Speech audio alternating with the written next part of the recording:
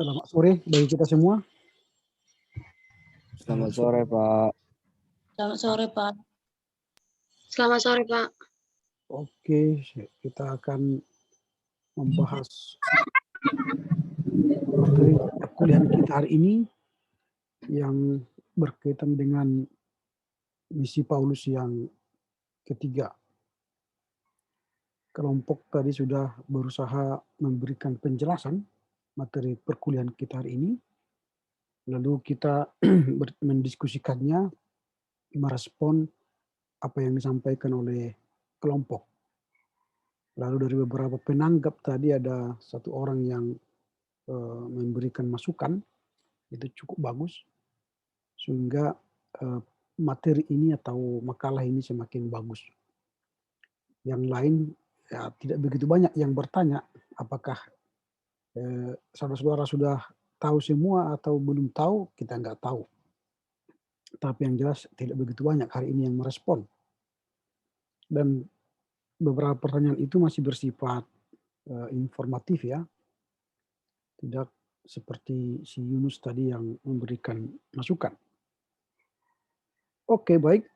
Kita akan melihat bagaimana sajian kelompok 1 ini, kelompok 3 ini, yang menurut pemahaman saya, mereka sudah mencoba memberikan peta ya. Harapan saya dengan adanya peta itu, kelompok 3 semakin memberikan lebih baik tentang sajian ini. Sebelum ke materi, nanti kelompok supaya menarik ke atas ini, terlampau banyak yang kosong. Lalu tolong digunakan nanti pemakaian huruf besar yang sesuai dengan ejaan yang disempurnakan ya. Perjalanan, Paulus, di mana, di itu harus terpisah. Ini ketiga. Kemudian kalau judul, kata yang itu tidak boleh huruf besar karena dia kata penghubung. Dan bagi, terhadap itu yang itu enggak boleh huruf besar, dia hanya kata penghubung. Nah, kelompok ini sudah memberikan peta, menurut saya ini bagus. Tetapi dalam pemberitaan perjalanan Paulus yang ketiga ini tidak runut diberitakan sesuai dengan peta perjalanan ini. Ini yang sangat disayangkan.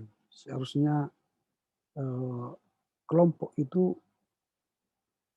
menjelaskan, menceritakan perjalanan itu mulai misalnya dari Antioquia. Dari Antioquia menuju Derbe ya, Galatia, menuju Galatia, yaitu Derbe, Listra, Iconium. Lalu sampai di Efesus. Dari Efesus misalnya pergi ke Filipi, lalu dari Filipi pergi ke Korintus, dari Korintus kembali lagi ke Filipi dan meneruskan perjalanan ke Troas dan ke Miletus, ke Rhodes, dan ke Patara, ke Tirus, dan ke Yerusalem. Dan tentu nanti kembali ke Antioquia kembali. Nah, kelompok tidak menjelaskan itu semua secara runut. Sehingga apa yang mereka jelaskan dalam paper ini tidak mencerminkan perjalanan itu secara detail, secara kronologis. Kalau dibilang secara kronologis, kronos waktu kan, waktu ke waktu, dari awal ke sini, kedua, ketiga, keempat, kelima, sampai seterusnya. Di alinea ini sudah kelihatan sebenarnya berjalan ceritanya, tetapi nanti dia terputus di sini. Nah, setelah Paulus mendapatkan berita dari Korintus mengenai keadaan jemaat di sana gitu kan, seharusnya dia kan pergi ke Korintus, tapi ini dibahas, dimasukkan ke Efesus. Nah, harusnya cerita itu berjalan dari Efesus ke Filipi, kemudian ke Korintus. Nah itu harusnya diceritakan. Ini lompat lagi ke Galatia. Nah jadi tiba-tiba muncul lagi di sini Galatia. Nah jadi nggak nyambung, ceritanya nggak nyambung. Sehingga melompat-lompat, terkesan dia melompat-lompat. Itu yang saya lihat dari apa ini, cerita ini. Tidak runut ya, tidak runut. Dari apa namanya, dari semua cerita itu tidak runut dia, tidak dijelaskan secara detail perjalanan itu. Nah ini kemudian dari Galatia pergi lagi ke Efesus. Nah ini kan balik lagi ke Efesus. Nah jadi seolah perjalanan itu lompat-lompat, balik-balik dia. Nah ini yang kita lihat apanya ke Efesus ini. Nah dari Efesus nanti ini pelayanan di Efesus, kemudian masih di Efesus ini pokok-pokok Efesus, pelayanan Yunani.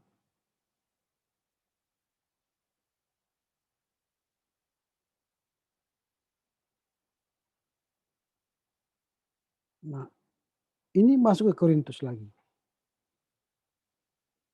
Nah yang saya lihat kelompok 3 ini seperti saya katakan tadi di awal tidak membuat kronologinya dengan baik. Nah kalau sudah ada peta ini, jelaskanlah sesuai dengan peta perjalanan Paulus ini. Dari Antioquia ke Derbe, ke Listra, ke Efesus, ke Filipi, ke Korintus, balik kemana dia? Sesuai dengan peta ini. Ikuti kalian ceritanya. Itu nanti dibuat ini menjadi kronologi perjalanan misi Paulus yang ketiga. Nah, ceritakanlah dari awal sampai akhir. Nah, setelah selesai kronologi, ini kan berarti kalian buat kronologi. Bagian yang 2, 3 nanti yang kalian bahas bukan soal Efesusnya, tapi saya tulis di sini aja langsung. Bagian 2, 3 nanti yang kalian bahas ialah isu utama dalam perjalanan misi ketiga Paulus. Ini yang kalian akan tulis. Apa isu utama dalam perjalanan ini?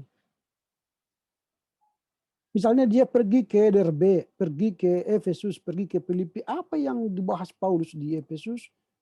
Apa yang dibahas Paulus di Filipi? Apa yang dibahas Paulus di Korintus? Itu menjadi isu dalam perjalanan itu. Kan dia pergi ke sana tidak tanpa masalah. Ada masalah yang dihadapi di sana. Ada pergumulan yang dihadapi. Maka dia pergi ke sana. Apa isu-isu utama yang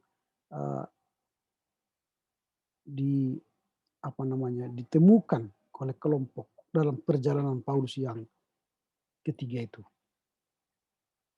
Nah, kemudian yang nomor 4 lagi surat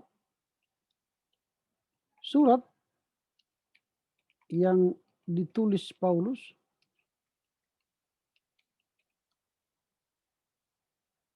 selama perjalanan misi ketiga. Ini yang kalian cari.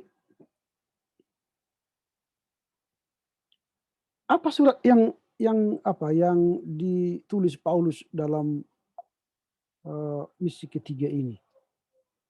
Yang dia tuliskan kitab 1 Korintus. Nah, kalau baru kitab 2 Korintus. Lalu apa yang harus kalian cari di sini di kitab 1 Korintus itu? Temukanlah apa pokok-pokok pikiran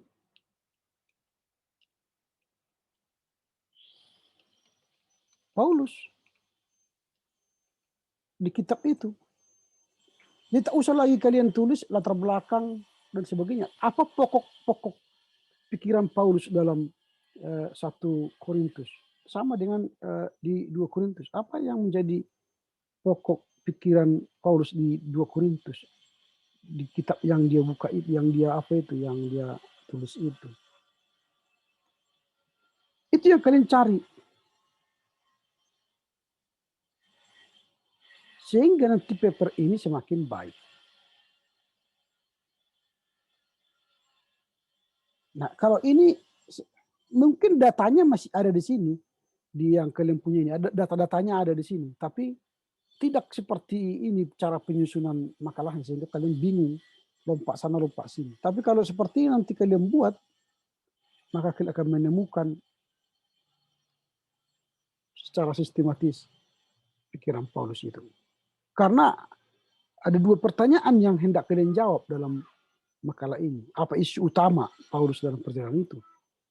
Lalu surat-surat apa yang dia tuliskan? Lalu apa pokok-pokok pikiran dalam tulisan Paulus dalam suratnya itu? Itu aja kalian jawab. Kalau sudah dijawab itu, sudah bagus. Nah itu. Kemudian hal-hal teknis lain dalam menuliskan catatan kaki, ya, misalnya seperti ini. Kalian harus konsisten. Kalau pakai ini, tak usah bikin penerbit Andi, pakai Andi langsung. Tapi harus konsisten. Kalau dia huruf besar Andi, maka penerbit lain pun harus huruf besar. Misalnya ini, Samuel Behak, Bandung, Bina Media Informasi. Ini harus huruf besar, Bina Media. Gitu ya. Kemudian ini harus ada spasi-spasi. Ini kan nggak ada spasi.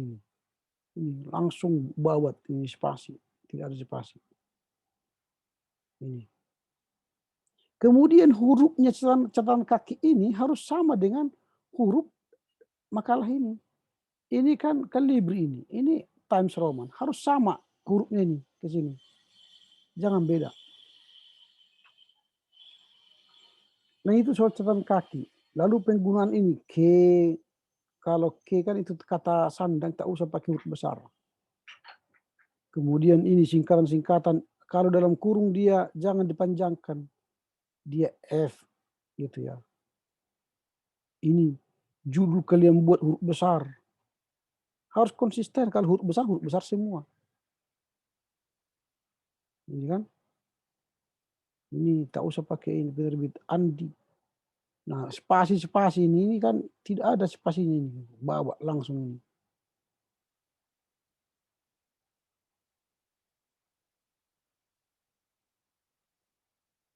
Ini masih judul pun masih huruf besar. Kalau besar, huruf besar semua. Ini banyak sekali. Tidak konsisten menulisnya. Nah nanti kalian bacalah ulang. Ini akan saya kirim kepada kalian coretan-coretan saya ini. Perbaikilah. Semakin baik nanti akan nilainya semakin baik. Nah itu ya. Itu saja nanti diperbaiki. Maka semakin baguslah nilai kalian. Kemudian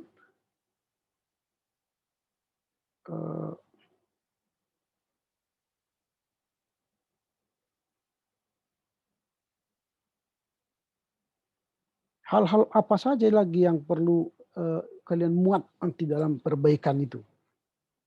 Selain isu kedua itu ya. Nanti tentu saya akan beri kesempatan kepada kalian untuk memperbaiki laporan ini dengan format laporan ya.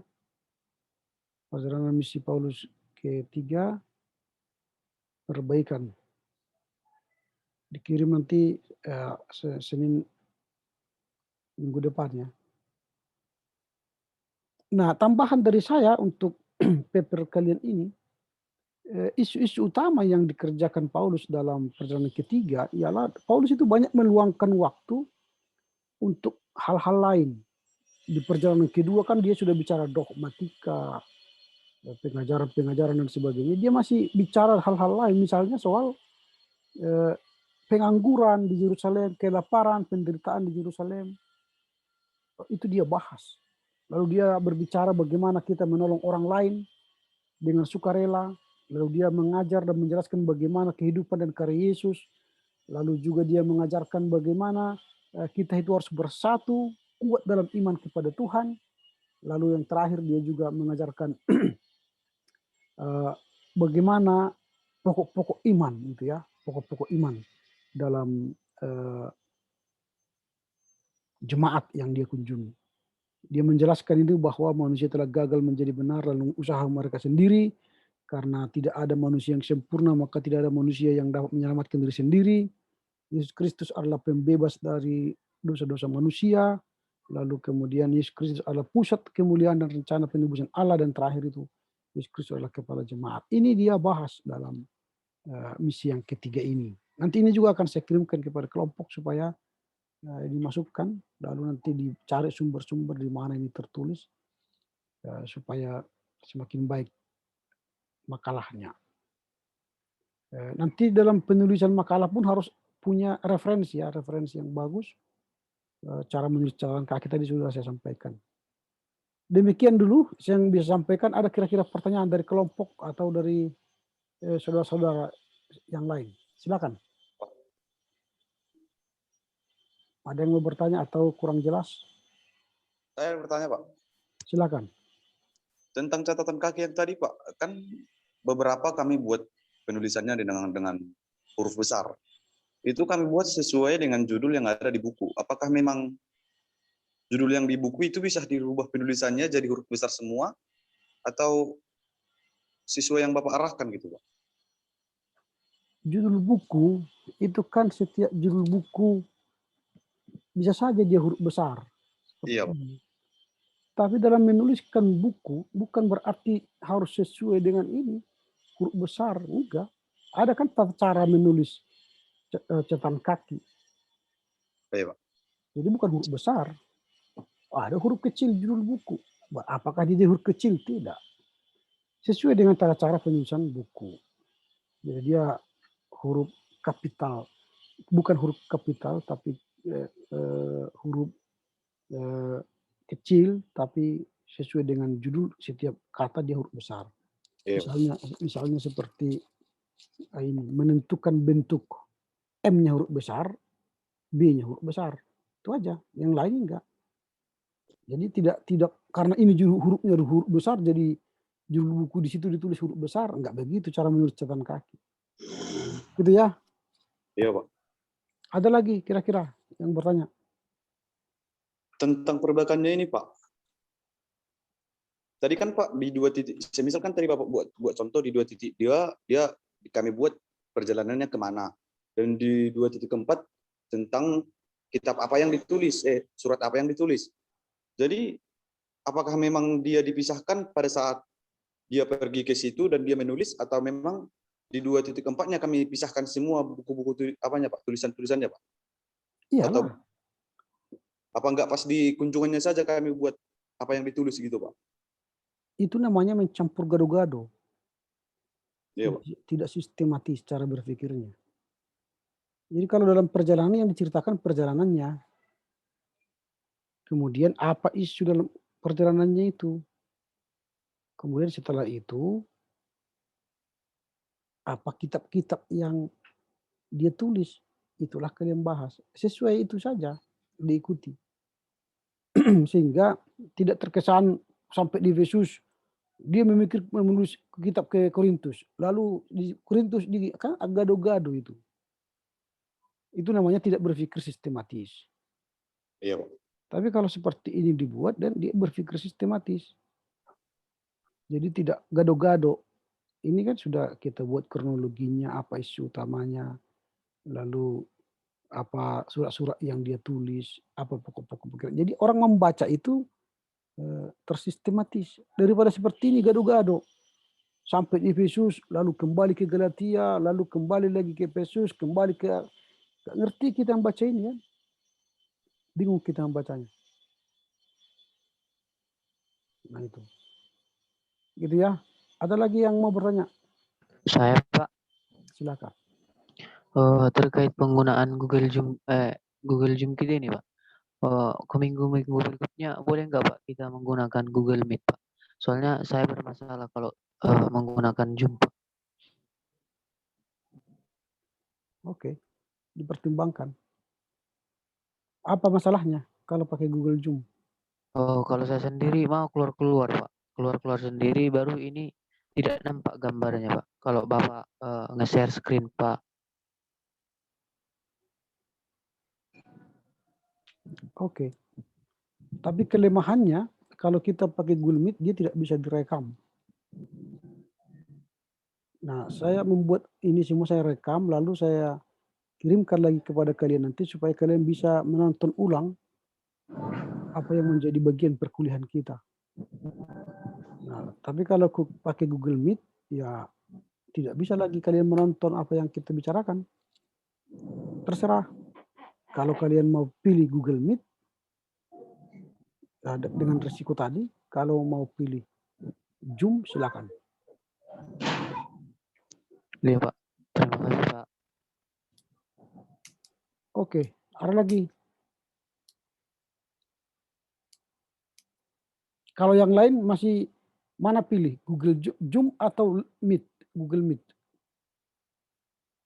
Kalau dari saya Google Meet, Pak. Google Meet ya. Iya, Pak. Oke, yang lain? Saya Zoom, Pak. Kalau dari saya Zoom, Pak. Zoom. Dari saya juga Zoom, Pak. Kalau dari saya Google Meet, Pak. Oke, kalau begitu nanti di grup coba kalian data siapa yang Zoom, siapa yang Meet. Tapi dengan tadi caranya, kalau Google Zoom saya bisa rekam perbincangan kita, lalu kalian bisa nonton ulang semua perkuliahan kita. Tapi kalau Meet, saya tidak bisa merekam, karena tidak ada fasilitas merekam di Meet. Gitu ya. Nanti kalian di grup silakan pilih berapa orang yang Meet, berapa orang yang Zoom, supaya minggu depan saya lihat mana yang harus saya buat, Zoom atau Meet. Nanti di grup kalian apa namanya di share ya apa hasil dari hasil dari keputusan kalian. Oke ya. Ada lagi pertanyaan lain?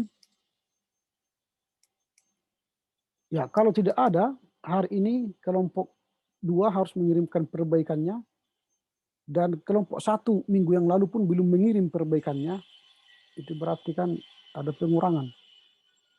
Saya sudah berkali-kali mengingatkannya. Lalu hari ini kelompok 4 harus kirim materinya untuk kita bahas minggu depan, dan kelompok 3 hari ini memperbaiki papernya untuk minggu depan. Sehingga nanti regulasinya seperti itu. Jangan main-main dengan regulasi kita supaya jangan rugi sendiri nanti kelompok. Oke ya, dengan demikian berakhirlah perkuliahan kita. Iya, Pak. Kita menutup perkuliahan kita bersatu dalam doa. Terima kasih Bapak, kami bersyukur karena perkuliahan hari ini boleh berakhir dengan baik. Berkatilah para penyaji supaya memperbaiki sajian mereka untuk lebih baik ke depan. Berkati kelompok yang mempersiapkan diri untuk menyaji minggu depan, sehingga mereka lebih fokus dalam mata kuliah ini. Berkati orang tua kami, sehingga mereka sehat panjang umur. Berkati pekerja mereka, sehingga mereka dapat memuliakan kami dengan baik. Berkati para dosen, staf akademi, dan seluruh mahasiswa ICT, supaya perkuliahan berjalan dengan baik. Berkati bangsa negara kami, para pemimpin gereja, sivitas akademika, dan kemudian bangsa dan negara kami, suku-suku terabaikan dan terjangkau supaya menerima Injil dengan baik. Terpujilah Engkau Bapa, demi Kristus Yesus. Amin. Horas, menjujuah, Yahobu, ahoy, Horas, Pak. dan salam kebajikan. Aras, Pak. Horas, Pak.